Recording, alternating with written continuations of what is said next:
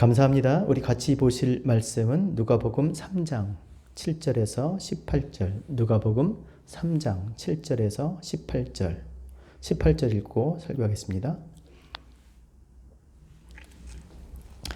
같이 읽겠습니다. 18절 시작.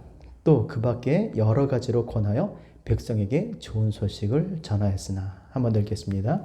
또 그 밖에 여러 가지로 권하여 백성에게 좋은 소식을 전하였으나. 아멘. 예.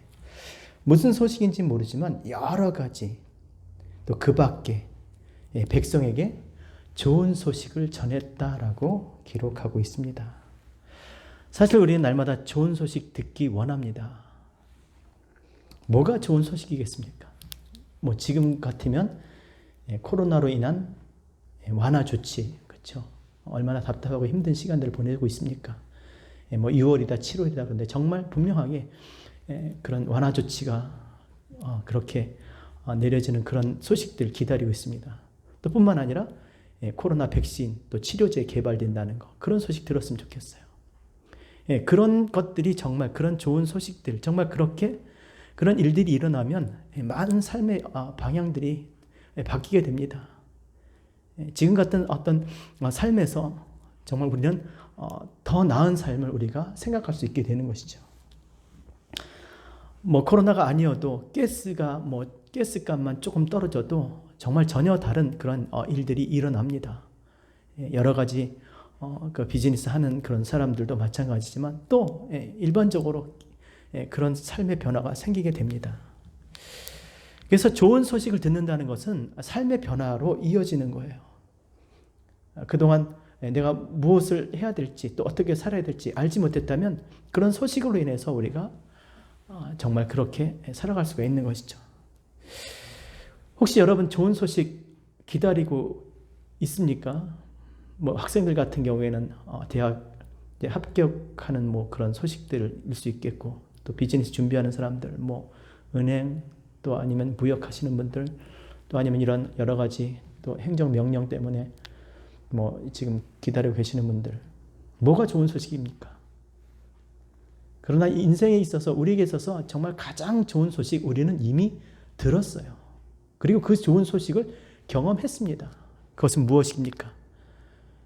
바로 하나님께서 이 땅에 우리를 구원하시기 위해서 예수 그리스도를 보내신다는 거예요. 영원히 죽을 수밖에 없는, 어찌할 수 없는 죄로 인해서 죽을 수밖에 없는 인생들에게 하나님께서 구원하시기 위해서 그 백성들에게 예수를 그리스도로 이 땅에 보내셨다는 거예요. 그런데 정말 그리스도가 이 땅에 오셔서 우리의 죄를 대신해서 십자가에 피 흘려 죽으시고, 그리고 죄와 사망의 권세를 꺾고 우리로 하여금 하나님의 자녀가 되는 그런 놀라운 일들을 행하셨던 거예요. 때문에 이제 우리가 이 분명한 이 소식을 듣고 이 이루어짐을 우리가 분명히 안다면 이제 우리의 삶은 정말 이전과는 전혀 다른 아주 확실한 그런 삶을 우리가 살 수 있게 되는 것이죠. 계획할 수 없었던 것들을 계획할 수가 있는 것이고, 꿀 수 없었던 꿈을 꿀 수 있는 것이고요. 또 우리가 정말 마음에 있던 그 믿음대로 우리가 살아갈 수 있는 그런 조건들이 열린다는 것이죠. 예전엔 이러지도 못하고 저러지도 못하고 혹시나 뭐 저제나 이제나 하면서 그렇게 살아왔던 그런 삶에서 이제 내가 무엇을 하고 어떻게 해야 될지를 분명히 할 수 있는 그런 삶이 시작되는 것이죠. 누가복음 1장 72절에서 75절에 사가랴가 그렇게 이야기합니다. 들어보세요, 여러분. 우리 조상을 긍휼히 여기시며 그 거룩한 언약을 기억하셨으니, 누가요? 하나님께서 조상을 긍휼히 여기시고 또 언약을 기억하셨으니 곧 우리 조상 아브라함에게 맹세한 것이다. 우리가 우리의 원수의 손에서 건지심을 받고 종일토록 주 앞에서 성결과 의로움과 두려움 없이 섬기게 하리로다. 다시 말해서 하나님께서 아브라함에게 맹세한 그 언약, 우리가 원수의 손에서 건짐을 받고 종신토록 주 앞에서 성결과 의로 두려움 없이 주님을 섬기게 된다는 것입니다. 이것이 이루어진 거예요. 이렇게 약속하신 그 약속대로 하나님께서 우리를 원수의 손에서 구원하시고 주 앞에서 주를 섬길 수 있도록 우리에게 이런 놀라운 일을 행하셨다는 겁니다. 그렇다면 이제 우리가 우리에게 그 행하신 그 일들을 인하여, 그 구원을 인하여 하나님 앞에 감사하며 찬양하며 경배를 돌리며 살아야 되는 것이죠. 이것을 모르니까 우리가 그렇게 살지만, 안다면 우리가 분명하게 어떻게 살아야 될지를 우리가 뚜렷하게 그렇게 우리가 살 수 있다는 것입니다. 그래서 하나님 앞에 우리에게 받은 그 구원의 은혜에 대한 감사와 그 찬양을 드릴 때, 그 감사와 찬양을 통해서 우리 자신도 하나님 앞에 받아들여질 수 있는 그런 삶으로 나가야 될 줄로 믿습니다.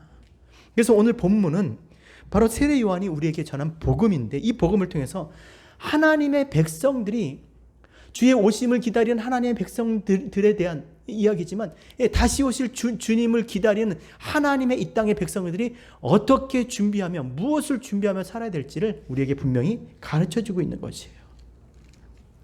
자, 그것이 무엇입니까? 첫 번째, 자, 우리가 하나님 백성들로 이제 우리가 어떻게 준비하며 살아야 될지를 세례 요한의 복음을 통해서 보면 8절 같이 읽겠습니다. 8절 시작. 그러므로 회개에 합당한 열매를 맺고 속으로 아브라함이 우리 조상이라 말하지 말라. 내가 너에게 이르노니 하나님이 능히 이 돌들로도 아브라함의 자손이 되게 하리라. 아멘. 자, 우리가 어떻게 준비해야 됩니까? 무엇을 해야 됩니까? 어떻게 살아야 됩니까? 회개에 합당한 열매를 맺어야 된다라고 말씀하고 있어요.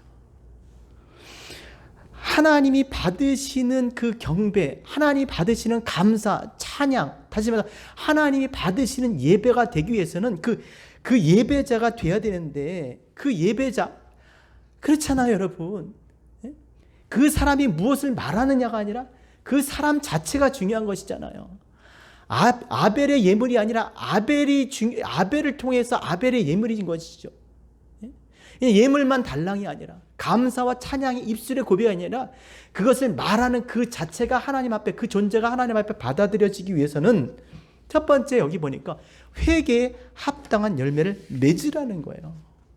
그러면서 회개에 합당한 열매를 맺지 않으면 제 아무리 아브라함의 자손일지라도 하나님께 구원의 은혜를 받을 수가 없고, 거꾸로 회개에 합당한 열매를 맺은 사람은 아브라함의 자손이 아닐지라도 구원의 은혜를 받게 된다는 거예요. 그러니까 아브라함이 자손이 자체가 중요한 게 아닙니다. 회개에 합당한 열매를 맺었느냐, 회개에 합당한 열매를 맺으면 돌들로도, 그 하나님, 이 돌들이 뭐겠어요? 하나님을 알지 못하는 무뎌진 마음들, 하나님과 원수되었던 그 굳은 마음들을 이런 가진 이 돌들로도 아브라함의 자손이 되게 하신다니요. 어떻게? 회개하면, 회개에 합당한 열매를 맺으면. 여러분, 이것이 복음인 줄 믿습니다. 이것도 사실이에요. 이면적 유대인이 유대인이 아니라 진짜 그 회개에 합당한 열매를 맺는 사람이 하나님의 백성이라고 지금 말하고 있는 것입니다. 이것을 믿으셔야 돼요. 회개하지 않으면 선택된 하나님 백성일지라도 하나님의 은혜에서 죄가 되고, 누구라도 회개를 하면 하나님의 새로운 선택을 받는, 하나님의 구원의 은혜를 받는 하나님의 백성이 될 줄로 믿습니다. 그렇다면 여러분, 어떻게 우리가 회개에 합당한 열매를 맺을 수 있습니까? 우리 지난 시간에 회개가 무엇이라고 그랬어요? 잘못하고 있었던 어떤 죄에 대해서 멈추는, 중단하는 것이 아니라 회개는 마음을 돌이켜 하나님께로, 아버지 집으로 가는 거예요. 아버지께로 가는 것입니다. 그것이 보편적으로 무엇인지를 11절이 보여주고 있는데, 같이 11절 읽겠습니다. 대답하여 이르되 옷 2벌이 있는 자는 옷 없는 자에게 나눠줄 것이요 먹을 것이 있는 자도 그렇게 할 것이니라. 자, 회개가 무엇입니까? 여기 보니까 나눠줄 것이죠. 나눠줄 것이요, 옷이나 먹을 것 나눠주는 겁니다. 회개는 한마디로 자신의 것을요, 다른 지체에게 나눠주는 거예요. 또 12절에 14절 보면 세리와 군인들에게도 이렇게 얘기합니다. 12절 세리들도 세례를 받고자 하여 와서 이르되 선생이여 우리는 무엇을 하리까 하며 이르되 부과된 것 외에는 거두지 말라 하고, 14절 군인들도 물어 이르되 우리는 무엇을 하리까 하매 사람이 강탈하지 말며 거짓으로 고발하지 말고 금료를 족한 줄로 알라 하니라. 예. 자, 무엇을 얘기합니까? 빼앗지 말라는 거예요. 더 빼앗지 말라는 겁니다. 빼앗는 것이 아니라 오히려 그 사람들을, 가난한 자들을, 궁핍한 자들을 돌보는 거예요. 하나님의 자비와 공의를 가지고 그들을 돌보는 거예요. 이것이 회개라고. 빼앗는 것이 아니라 자기의 것을 주면서, 빼앗던 것을 다시 돌려주면서 오히려 그들로 하여금 궁핍한 자들과 가난한 자들을 하나님 앞에 세워나가는 것입니다. 이것이 회개의 열매인 거예요. 이렇게 해야 회개한 줄 알겠다라고 이야기합니다. 이렇게 하지 않으면 입술로 회개했어도 회개하지 않는 것처럼 간주한다고 지금 말씀하고 있는 겁니다. 누가복음 6장 43절 못된 열매 맺는 좋은 나무가 없고 또 좋은 열매 맺는 못된 나무가 없느니라. 나무는 각각 그 열매로 아나니 가시나무에서 무화과를 또는 찔레에서 포도를 따지 못할 것이냐. 나무는 뭘로 안다고? 열매로 안다는 열매. 주는 것 보면, 하는 것 보면 그 사람을 안다는 것이죠. 회개했는지 회개하지 않았는지. 그래서 회개는 정말 다른 하나님께서 주신 자원들을 다른 지체들에게 흘러보내서 그들로 하여금 하나님 앞에 설 수 있도록 하는 것이, 그것이 회개인 것이죠. 정말 그것이 아버지를 향해서 가고자 하는, 아버지 집으로 가고 아버지를 위해서 사는 사람의 모습인 것을 지금 말씀하고 있는 것입니다. 그런데 재밌는 게 7절에 보니까, 아니 이렇게 회개하고 나오는 사람들에게 지금 세례요한이 어떻게 이야기합니까? 7절 같이 읽겠습니다. 시작. 요한이 이 세례받으러 나오는 무리에게 이르되 독사의 자식들아 누가 너희에게 일러 장차올 진노를 피하려 하더냐. 여러분, 회개하러 나오는 거잖아요. 정말 이제 아버지를 향해서 하나님의 백성으로 그렇게 살겠다고 지금 나오는데 지금 아주 심하게 이야기합니다.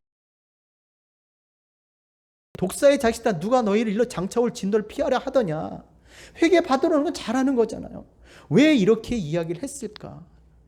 정말 그 회개를 받으러 오는 사람 안에는 정말 이런 욕을 먹어도 될 만한 사람이 있는가 하면 또 욕을 먹으면 안 되는 칭찬받을 만한 사람도 있는 것이죠. 근데 왜 이렇게 얘기했을까? 여러분, 아무리 우리가 율법적인 관점이, 이게 다 사람 생각인 거예요. 우리의 생각으로 좀 의로운 사람, 좀 덜 의로운 사람, 뭐 착한 사람, 뭐 나쁜 사람 하겠지만 하나님 관점에서 볼 때는 다 똑같은 것이, 다 죄인이에요. 회개해야 될 죄인인 거예요. 그들이 아무리 율법에서 의로운 자라고 사두개인 바리새인 제사장일지라도 하나님 앞에서는 다 회개해야 될 그런 사람들인 것입니다. 심판받아 마땅할 사람들인 거예요. 그래서 회개하라고 하는 것입니다. 그랬더니 회개하라고 했더니 정말 이들이 나오더라는 거예요. 근데 진짜 진정한 회개의 마음을 들이켜서 하나님을 향해서 가려고 한, 정말 진지하게 정말 그렇게 살고자 나오는 게 아니라 정말 진노, 심판 피하려고 입술로만 회개하는 것처럼 그렇게 했다라는 것이죠. 여러분, 정말 회개는 한순간에, 지난주에 얘기했지만 한 번 하고 끝나는 게 아니야. 날마다 우리 자신이 하나님께로 향해서 그렇게 살고 있는지, 끝없는 어떤 계속 그 반복되는 그런 어떤 그 마음의 어떤 그 태도, 그런 성향이어야 되는 것입니다. 좀 진지할 수밖에 없는 것이죠. 목표가 분명하고 삶의 목적이 분명하니까 날마다 그 자기 자신의 그 살아왔던 그 걸음들을 돌아보면서, 시간들을 돌아보면서 그것을 정말 교정해 나가는 것이죠. 그런 마음으로 주님 앞에 나와 예배하고 경배하고, 하나님 앞에 경배하고 예배하지만 정말 그 경배와 예배를 통해서 정말 하나님이 받으시는 그런 사람이 되어질 수 있도록 우리 자신들을 그렇게 날마다 우리가 그렇게 하나님 앞에 드려가야 되는데, 예배를 드려도 그냥 와가지고 그냥 이렇게 보고 가고. 여러분, 예배 안 드리면 벌 받습니까? 뭐 예배 안 드리고 놀러 가면 사고 납니까? 뭐 11조 안 드리면 하나님 축복 안 해주십니까? 뭐 11조 안 하면 병듭니까? 그런 시간 이젠 아니라는 것이죠. 하나님 앞에 좋은 소식을 듣고 정말 그 좋은 소식이 우리 가운데 그것이 정말 정말 이루어지는 어떤 사실인 것을 우리가 경험하고, 그리고 그래서 정말 하나님께서 우리에게 베풀어 주신 그 구원의 은혜와 하나님의 사랑에 대해 감사하고 그 찬양하고 경배를 통해서 우리 자신이 하나님의 백성으로 받아들여지고 아버지 집에 우리가 정말 그렇게 기뻐하시는 아들로 그렇게 세워져 나가야 하는 것인데, 그냥 뭐 교회를 그냥 신앙생활을 그냥 설렁설렁 하는 거예요. 뭐 예수 믿으면 다 구원 받는다며? 물론 맞습니다. 근데 그 믿는다는 게 정말 좀 진지해져야 되는 거 아닌가요? 정말 교회에 나오면 정말 주인의 곳간에 들이실 좋은 열매가 되고자 하는 어떤 그런 어떤 진지한 마음을 가지고 열망을 가지고 신앙을 생활을 해야 되는데, 무슨 교회가 뭐 친교 모임도 아니고 그냥 늘 겉돌고 뿌리를 내리지 않습니다. 지체가 되지 않아요. 그러니까 회개에 합당한 열매 맺지 못하면 그 진노를 피할 수 없다라는 거예요. 그러니까 진지하게 얘기하는 거예요. 그러지 말라고. 그냥 뭐 혼날까봐 뭐 어떻게 잘못될까, 그렇게 신앙생활 하지 말라는 거예요. 지옥 갈까봐 그게 아니라 정말 하나님께서 우리를 사랑해서 무엇을 했는지를 정말 깊이 생각하고 좀 진지하게 우리가 정말 그렇게 그리스도의 몸의 지체가 돼서 정말 변화되고 새롭게 되고 온전케 되고 아버지 집에 들이실 그 좋은 열매,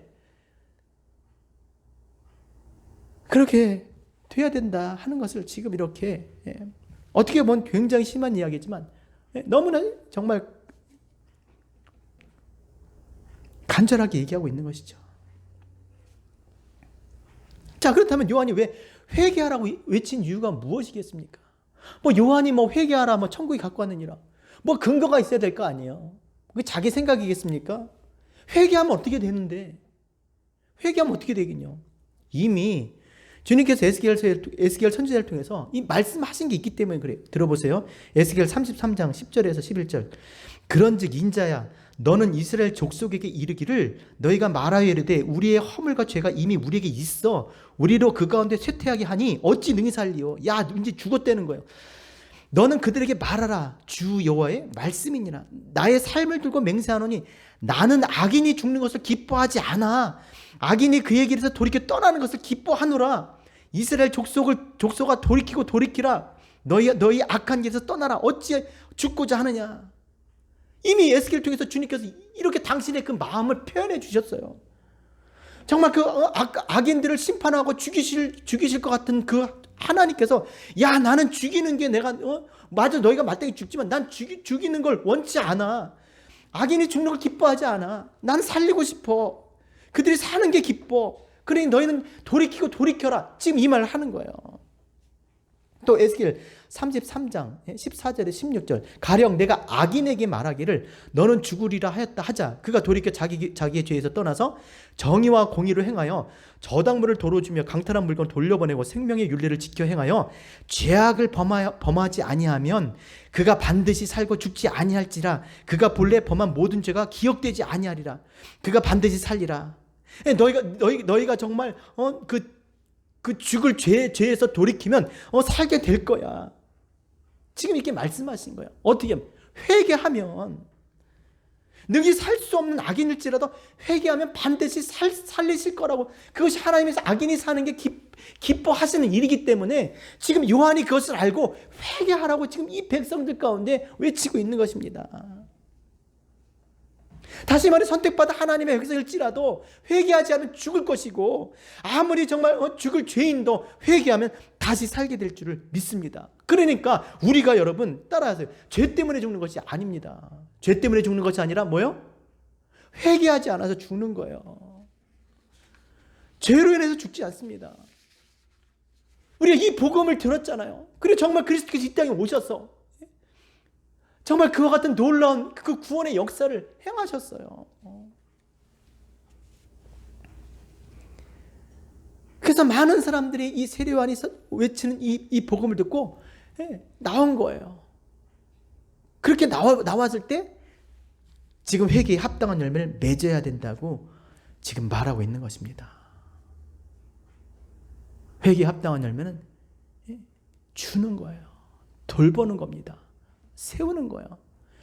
그리스도의 몸된 지체들을 세움으로 인해서 그리스도의 몸을 세우고, 또 그것이 바로 하나님 나라를 향해서 가는 거예요.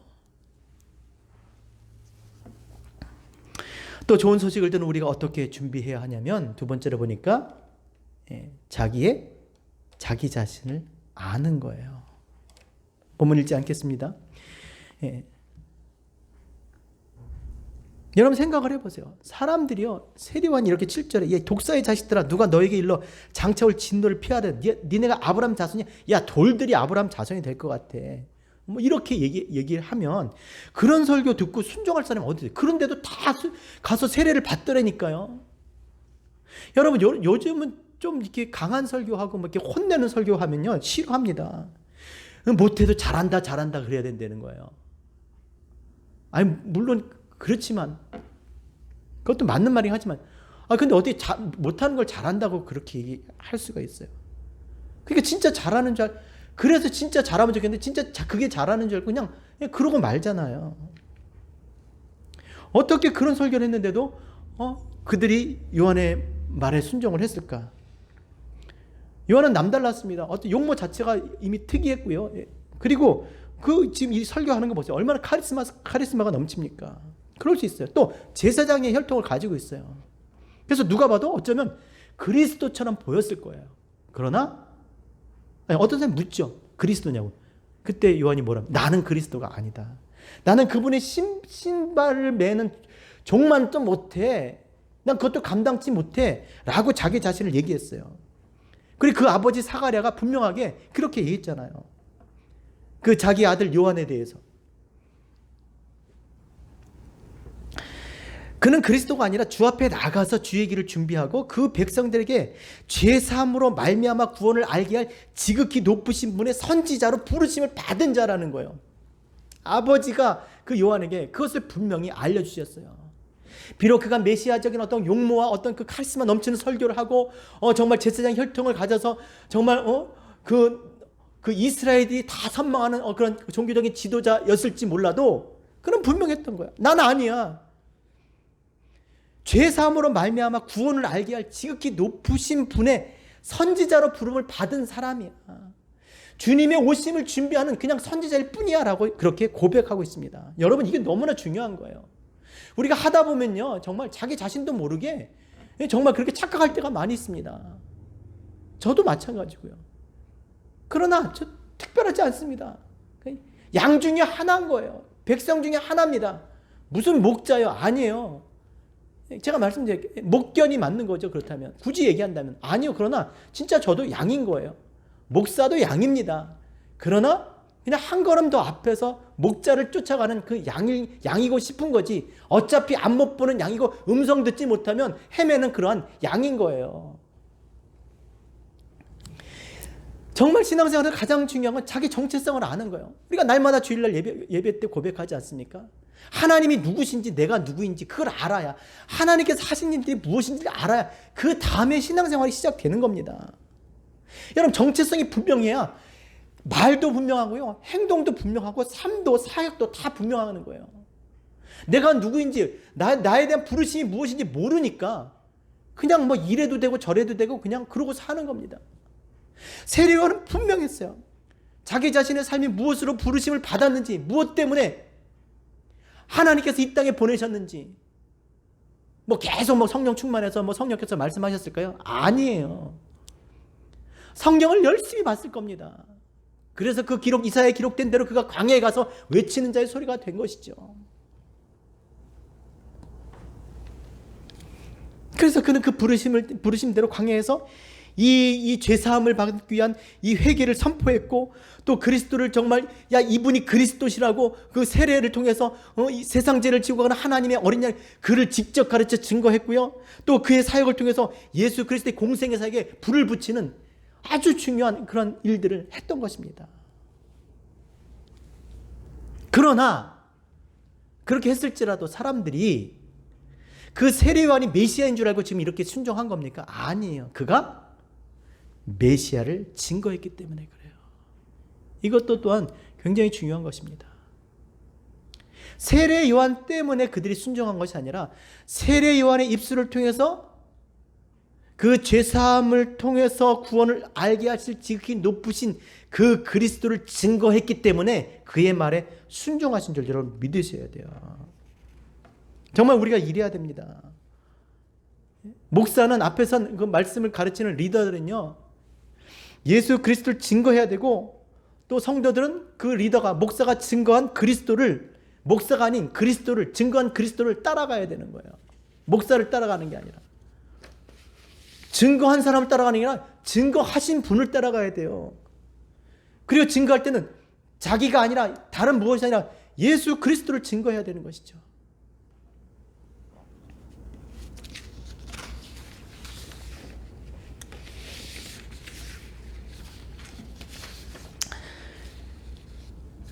그래서 말씀을 들을 때 우리가 그렇잖아요. 아무리 좋은 얘기하고 재밌는 얘기해도 그리스도에 대한 이야기가 아니면 정말 기대도 없고 또 듣고 싶지 않는 것이 당연한 겁니다.